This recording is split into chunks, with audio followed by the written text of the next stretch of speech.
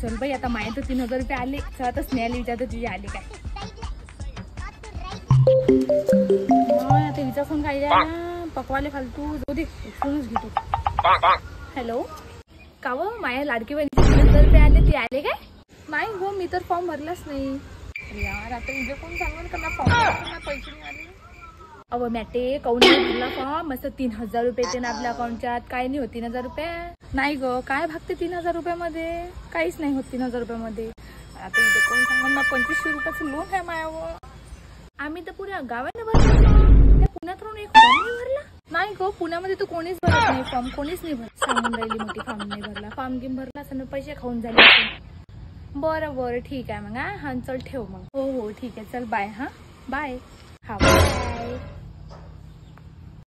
आणि मध्ये सांगाले का माहिती 3000 रुपये आले.